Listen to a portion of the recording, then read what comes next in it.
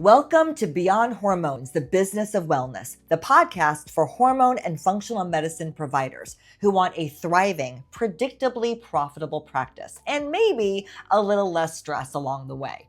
Hi, I'm your host, Jody Lane, and I've worked with lots of clinics in marketing, sales, and business development, and I have seen what works and what doesn't. And here's what I believe.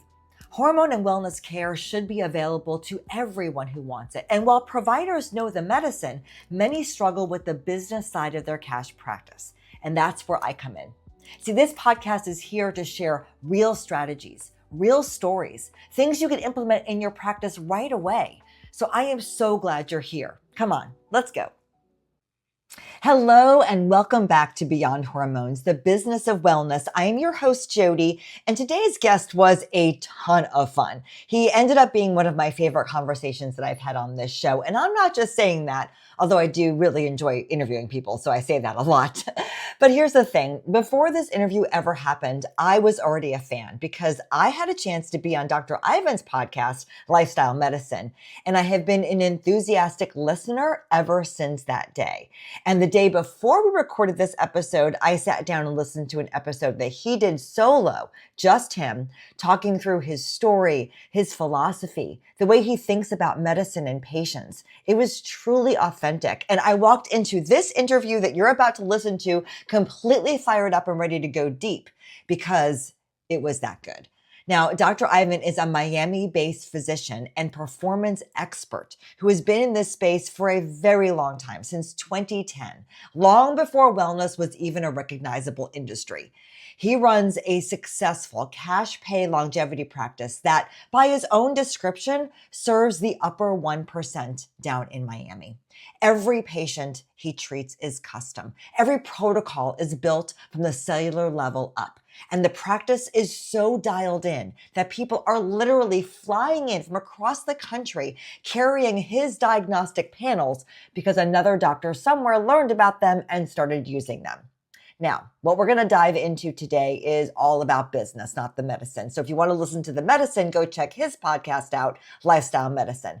We're going to talk about how he decides what treatments are worth adding to his practice, how he built a staff that is literally a walking billboard for the results that he gets, why he never does a membership model, which I promote that, but he's got some great advice. And we also are going to talk about the new AI that he has built that is making some serious waves. This episode is for you if you've ever wondered whether your practice model is as tight as it could be, or if you're ready to stop treating everyone and start building something really specific and really powerful. Oh, and before we go, I wanted to let you know that I am going to be joining Access Live, which is the sponsor of Dr. Ivan's podcast, Lifestyle Medicine, for a free training on June 25th. Now, podcasts are evergreen, so you might be listening to this, in August or December.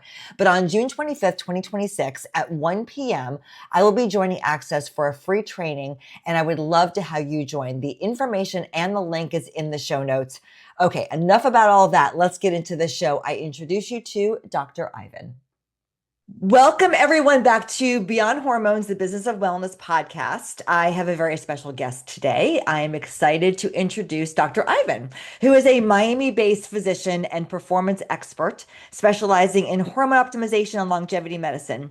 He leads a modern, data-driven practice focused on helping patients improve energy, body composition, and overall health through personalized care, but not like most doctors. So I have had the pleasure of being on his podcast first. And so I was already kind of tuned in and subscribed to his podcast that he does with Access Labs called Lifestyle Medicine. And luckily today, which is not going to be the day you're listening to this because we're recording in advance, but I was able to listen to this episode that he did all by himself to talk about his story, his background, and his philosophy on medicine. So I was excited yesterday to have this interview, but Dr. Ivan, I'm even more excited to have it with you today because I feel like I have a little insight into your brain. So thanks for being here today. Oh, I am honored to be here. So thank you so much for having me. And I'm definitely looking forward to getting into the bare knuckles of it here. Okay, cool. I have about 1,000 questions written down, and we'll see how many we can get through. So the first thing I have about 2,000 answers, so let's do it. Cool. So the first thing is you're in one of the most progressive health markets in the country, right? Miami. I'm in Florida too, but in a very different part of Florida. So what are you seeing right now in patient demand that most clinics in other parts of the country just aren't seeing? Well, it's unique because I started here in 2010 before wellness was even an industry, kind of in a way. And then I've seen it kind of grow from the housewives looking to, sex, fitness, and fat loss to now it's really transformed into more of I don't know how like a longevity type space, but also chronic disease.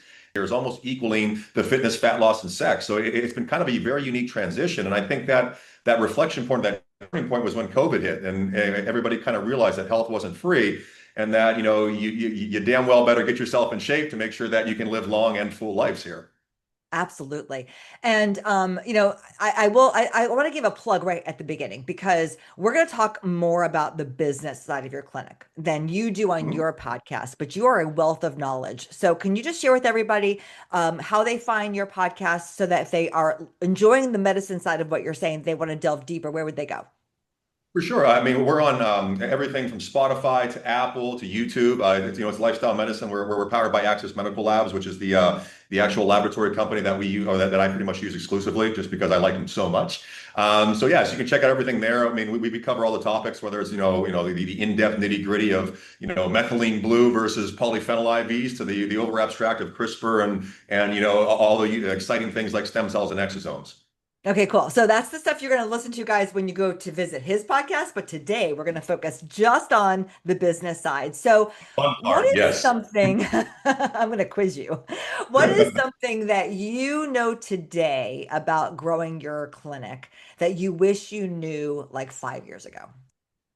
That's a very good question. I would say today that I kind of figured out is you have to sit there and kind of divert what's the most important versus what's the most enjoyable. And Mm. like there's things like I started doing ketamine. I was the first doctor in all of South Florida to do ketamine and things like that, which is an amazing experience. You see such a transformation, but it's still such a red flag for a lot of people with the whole Matthew Perry incident, this, that, and the other. So I did an entire clinic, basically just for ketamine, and it did so good for 3 years. And then my other practice got so much more busy that I had to kind of divert and say, okay, ketamine does done very well for me, but things like longevity and hyperbarics and things like that just kind of took over. So but I didn't make that realization too fast. I was like, this is too fun. I don't want to stop doing it so much. I think if I could go back and be more of a strict businessman versus a fun businessman, that's where I would kind of give myself some advice. Okay, all right. So on the podcast, you said that physicians need to choose treatments that have extraordinary efficacy for the patient and also have profitability for the clinic, which I think is where you're sort of going with what you're saying. How do you make those decisions especially when you're somebody who's consuming all these treatments, you're doing them for yourself, you see how great they are, but maybe they're not as, profitable. How do you make those determinations for yourself in the clinic? Yeah, so overhead's a big thing. I mean, like, when you take a look at anything in medicine, a lot of people don't understand if you're getting something medicinally, it's going to cost the physician money, which then that pass gets, that gets passed on to the actual patient. Whereas like the biggest thing right now is peptides. You can go on the internet and buy anything you want research based, and it's going to be one-fifth the price. But the whole aspect is if you want the real deal, the actual things that are safe and effective, you definitely got to go medicinal.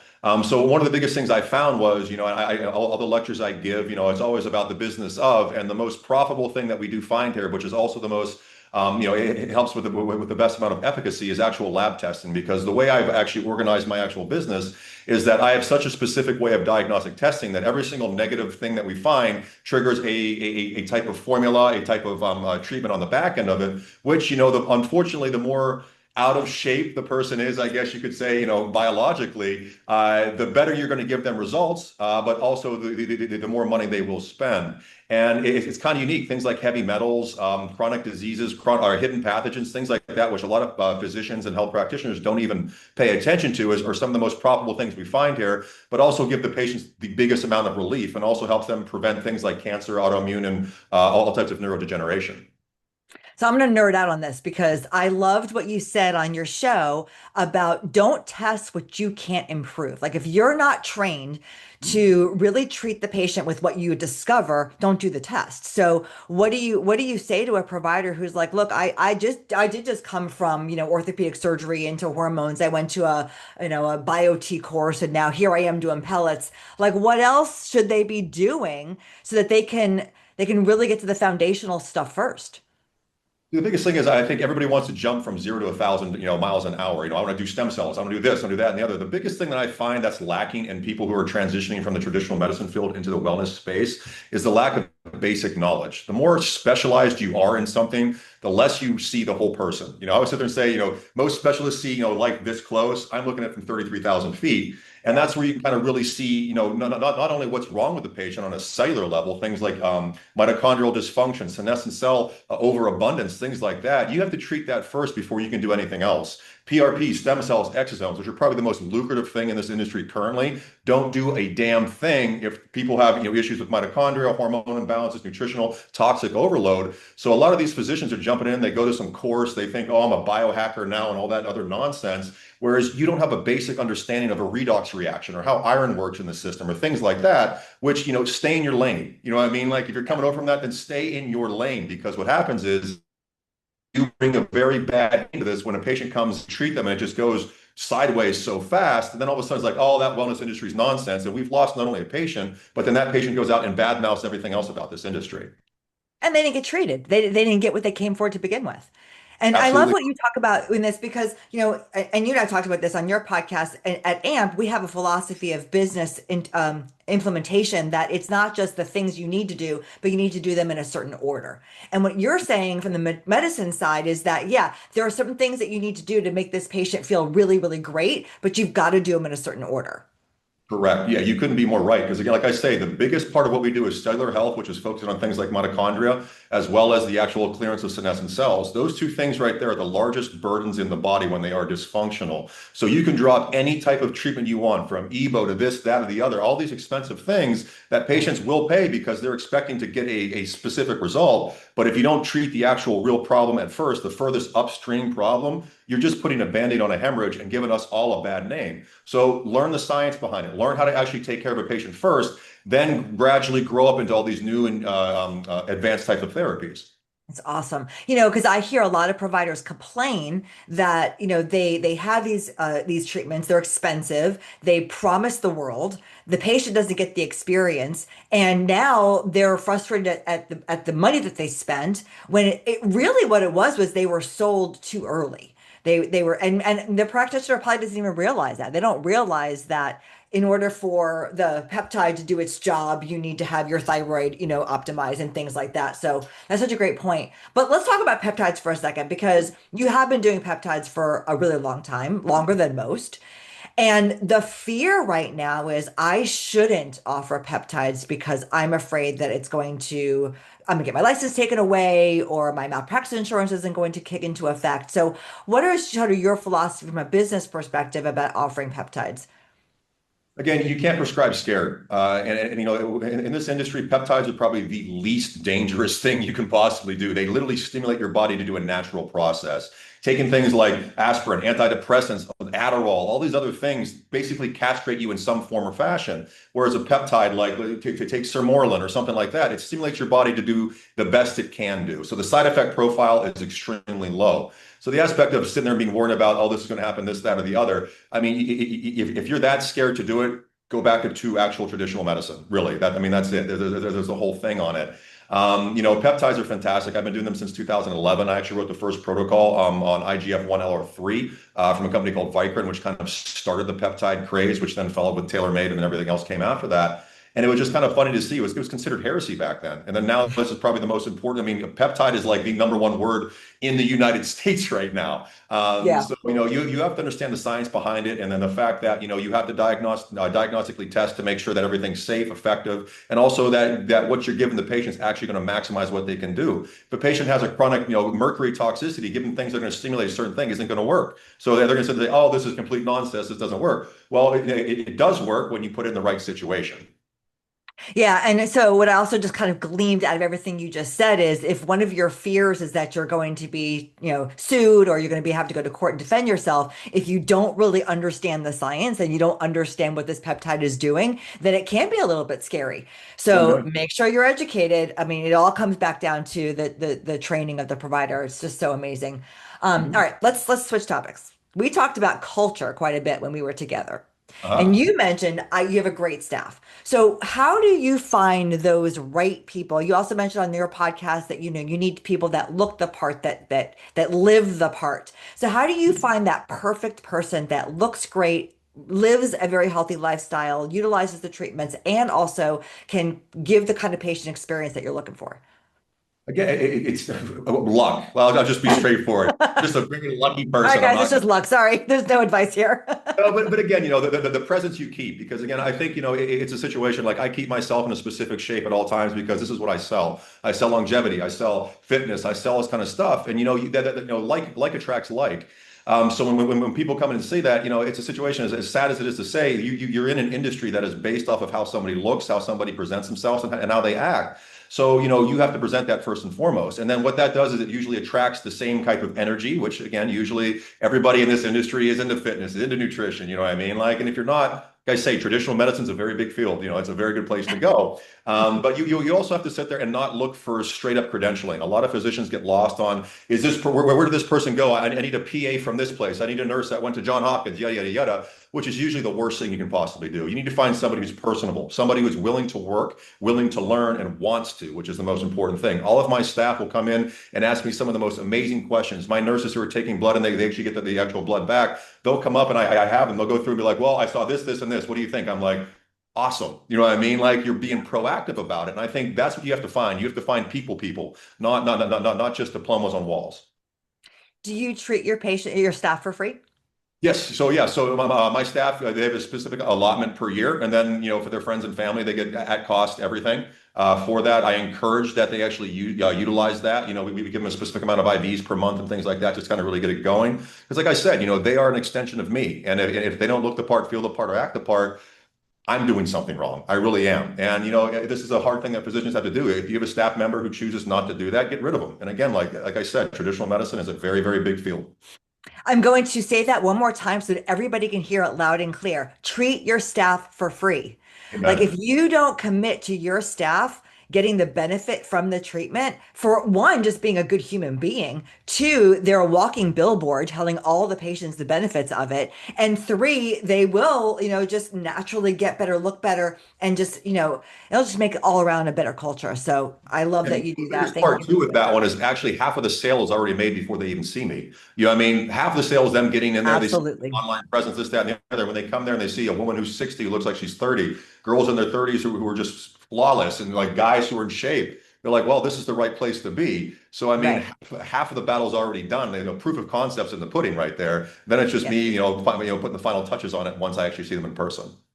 So don't mention names because we're not out to put anybody out or throw anybody under the bus, but you've talked to a lot of providers. Where do you hear most providers are dropping the ball in this area? Again, that's a great question. Nobody pays attention to lifestyle medicine. Everybody wants to focus on, all peptides and hormones and IVs. What somebody does when they leave your office is more important than anything you can give them inside of your office. And I want to exemplify that. The thing that we actually go with, and actually I have an AI that I built that's centered around this, is, hydration first and foremost. You have the right water and the right amount of water. Then you have the correct amount of sleep, which is probably the most important thing we do as humans. Then you have stress reduction, learning how to breathe right, learning how to manage situation. Then you have nutrition. What you put in your body is what you become. So, I mean, that's a gigantic part of it. Check for food sensitivities, check for different things that cause, it might be something good you're eating that's causing a negative issue. And then exercise. Those five things right there. If a patient's not willing to do any of those five things, the efficacy of their treatment will be nonsense. So that's one of the biggest things. It's the reason I actually named my practice lifestyle medicine. I was I think one of the first physicians to go after. I think they had lifestyle medicine in the college of. It was like a thing to certify naturalists. And that's why on Instagram I have the handle lifestyle medicine because I believe that first and foremost, coming from the bodybuilding industry, the collegiate sports, I figured that, yeah, hormones are great. I've seen what they can do. I know peptides are good. I know this, that, and the other is great. But if I go home and completely drop the ball on what I do as a person, you're just slow dancing. Absolutely. You don't have to get specific with pricing if you don't feel comfortable, but in terms of packaging, do you have membership plans? And if you do, how do you account for all the advice that you give? Because that's something that I think providers struggle with. Like they know how to take a hard cost and mark that up, but how do you price out for your patients to give them all of that accountability so that they do have lifestyle choices that make sense? And this is probably one area that I think every single businessman is going to disagree with me on. I was never a fan of the actual membership model. I think for me and for where I practice and the people that I see, I think it lessens what it is.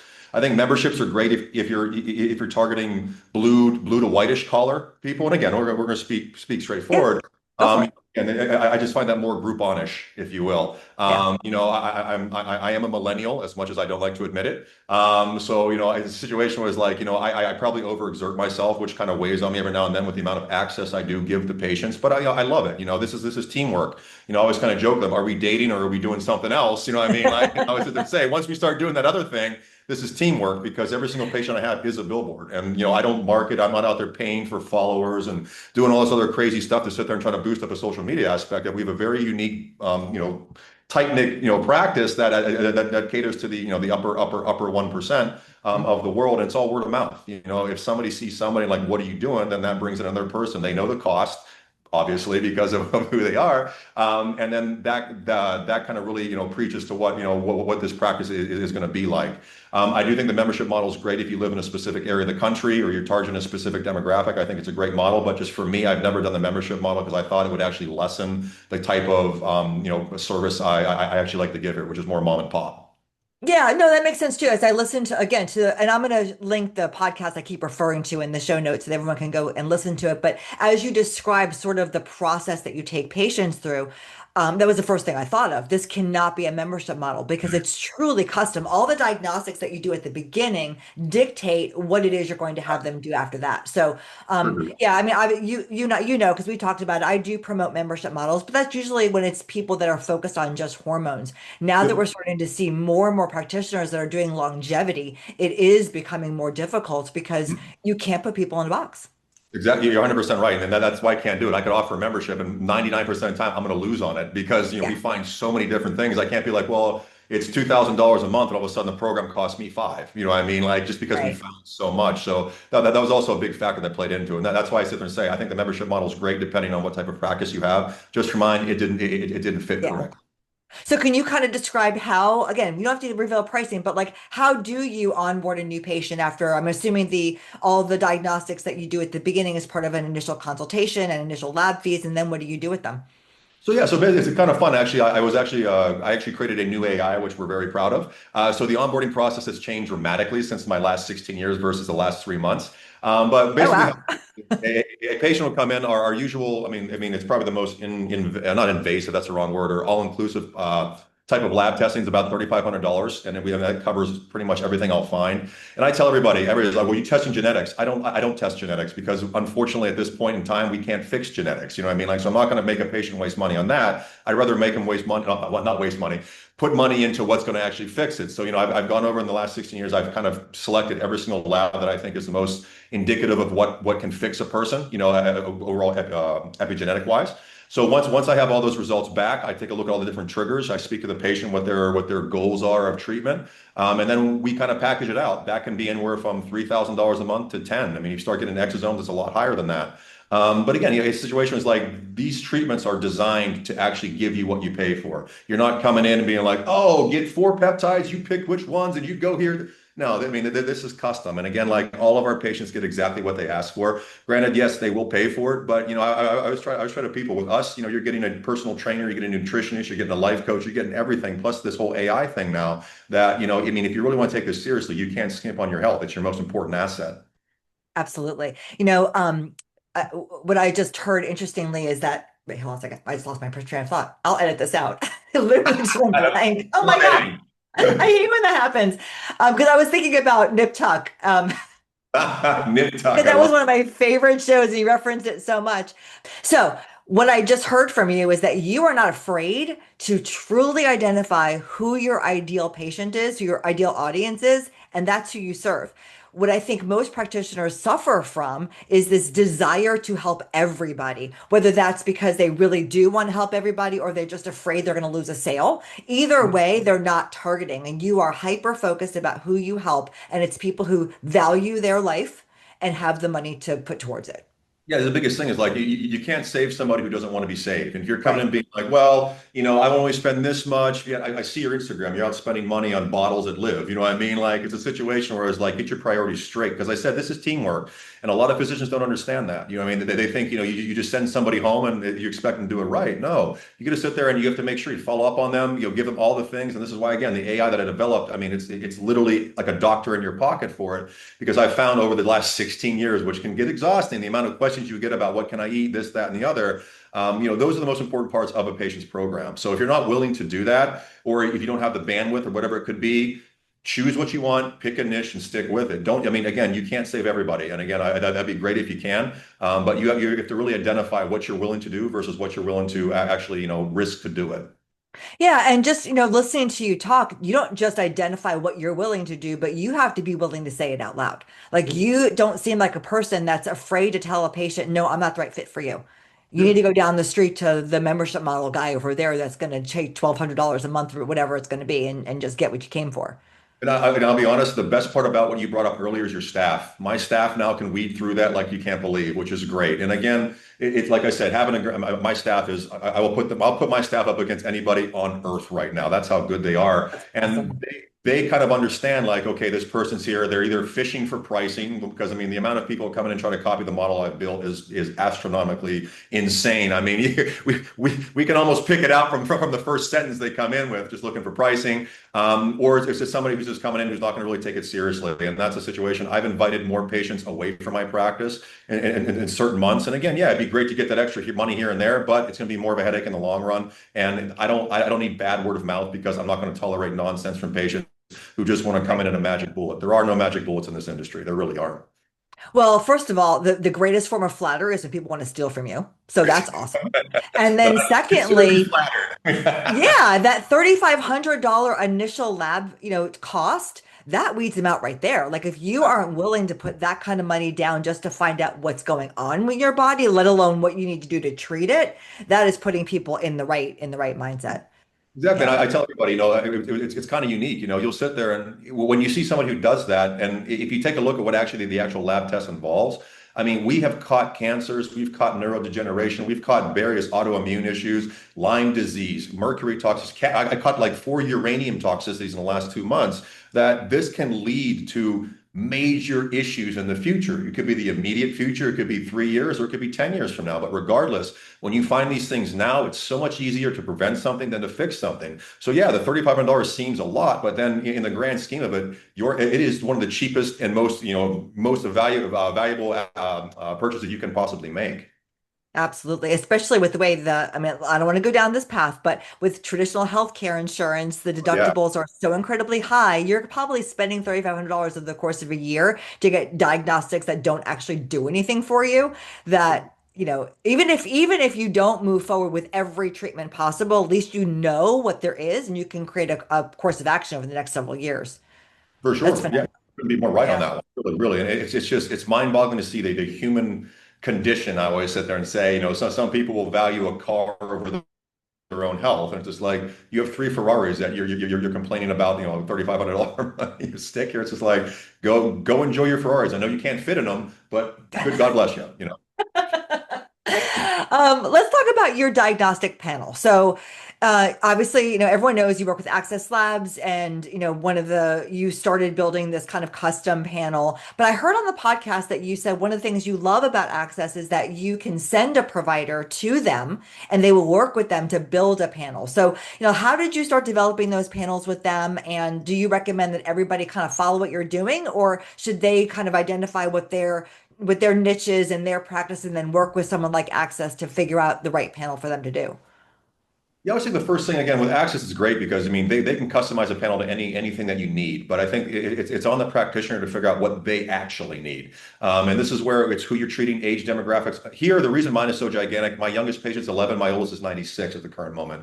We have everything from people who are end stage to people who are just like I'm going to St. Bart's and I need to look good in a bathing suit. So that we basically test everything. But at the end of the day, the human body is a machine. And there's the same dysfunction in you as the same dysfunction as me. If you have Lyme disease, if you have chronic EBV, that's one of the biggest things we're finding right now. It's insane. Or anything like that, mercury toxicities, hormone imbalances, nutritional deficiencies, anything like that can translate into quality of life and prolongation of life, which is the true definition of longevity. So the beautiful about what Access allowed me to do at least was come in and let my rather spectrumish mind go to work and kind of build out what I thought was the most dynamic panel possible to give the most bang for the patient's buck on certain things that I've seen over my 16 years. So this isn't just something I created. It's the 16 years of me going back and forth, different labs, different things I find. And especially in Miami, things like mercury toxicity, I think is probably the most is a true epidemic across this country, not only from the amalgam fillings, but the amount of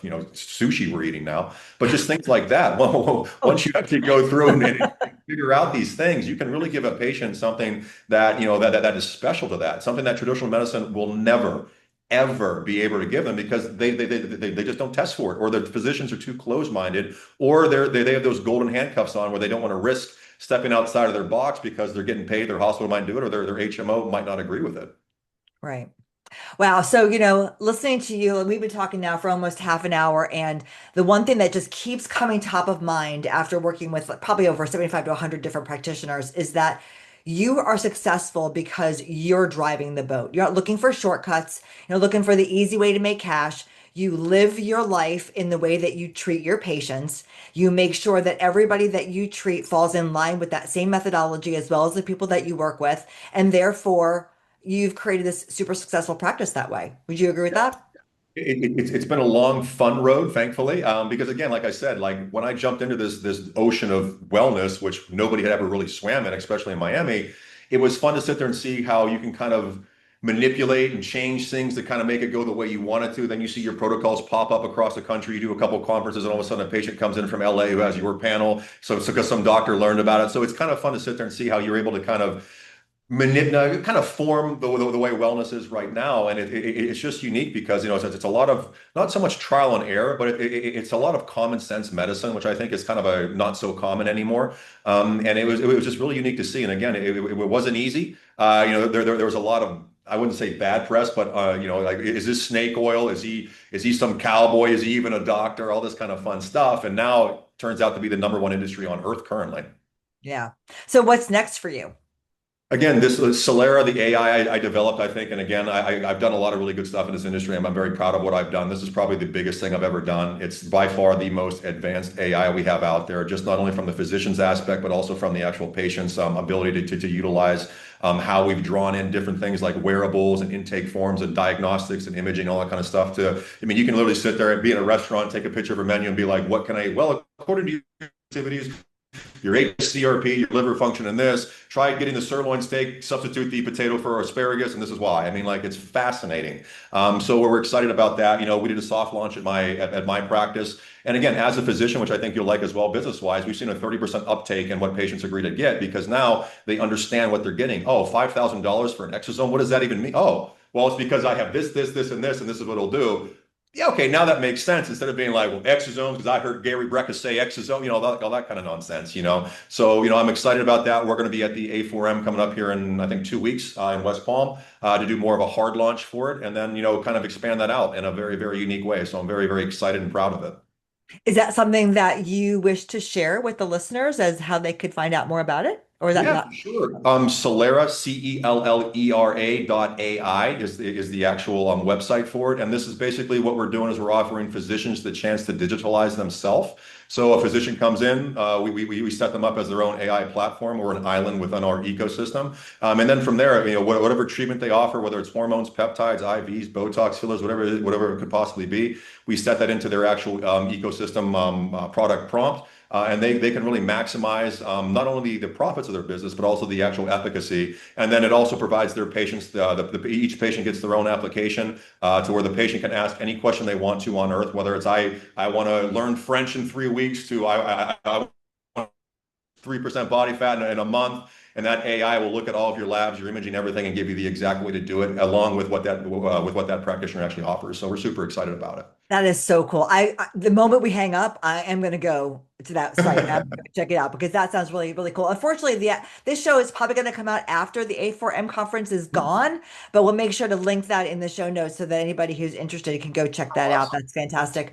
Um, I don't know if you listened to Steve Bartlett from Diary of a CEO, but I have before. Yes, I he's have. my favorite. And so I Mhm. completely stole his ending for all of his shows, I love where it. I have my last guest ask a question for my next guest. So I have a question for you from my Okay. last guest. And that question is, what is one personal perceived weakness or flaw that actually makes you great at what you do? Wow, what is one personal weakness? I think I'm too accessible to my patients, Mm. but that's what gives me the friendly Dr. Ivan who can you can literally text me at any time, anywhere, and I can give you an answer to something. And I think that's what I think a true. I mean, I think that brings back the old school physician who used to show up with a little medical bag at your house and be like, being a doctor, there's no such thing as a God complex. I mean, you are a person, and I think a lot of physicians lose that along the way. And the fact that you should be the hero to your patients, not only with how you present yourself, but also with the knowledge and the accessibility you have. So I think a lot of people wonder why I'm so accessible, but at the end of the day, it's because I love the energy that I can give to patients, and then whatever that patient goes out and does, I get credit for it. That's my karma. Yeah. Well, and I don't know if this is true for you, so if I'm adding on and projecting, I apologize. But I would imagine you also like being around people that are committed to their health. Oh, you couldn't be more right. I mean, like finding like-minded individuals, which is a lot easier today than it was, 16 years ago when I started this. I did an article, I think it was for Forbes, that the most hated doctor among doctors because I used to be. People hated what I did, including my own brother. I mean, he's a world-renowned urologic reconstructive surgeon, and he thought this was all heresy. And now, guess who one of my favorite patients is? My brother. So it's just a I love situation. that. It's very, very, very fun to see, how people are starting to gravitate to it. There's a lot of genuine people in this industry now. There's a lot of sharks as well. So I think, you got to be very careful with who you trust or who you listen to. But at the end of the day, any publicity is good. At least we're getting more eyes in the wellness industry and longevity. And I think it's just, I mean, we are too big to fail right now. Awesome. Well, it has been so much fun talking to you, and I really appreciate you taking the time out of your day. You do a lot of really big things, so to spend a little bit of half an hour with me, oh, Oh my such a goodness. No, treat. it's been such a delight. Really. Thank you so much for having me. Absolutely. Thank you for listening to Beyond Hormones, the business of wellness. I hope that you're walking away with fresh ideas and real strategies you can use to grow your practice with profit and purpose. If you enjoyed today's episode, be sure to follow the show so you never miss a conversation. And if something you heard today resonated with you, do me a favor, share this episode with a friend or a colleague. It's one of the best ways you can support the show, and it might be exactly what they need to hear right now. If you want even more tools and support, go ahead and head over to acceleratedmedicalpractices.com. Until next time, keep doing the work that matters. Your patients need you, and I am cheering you along every step of the way.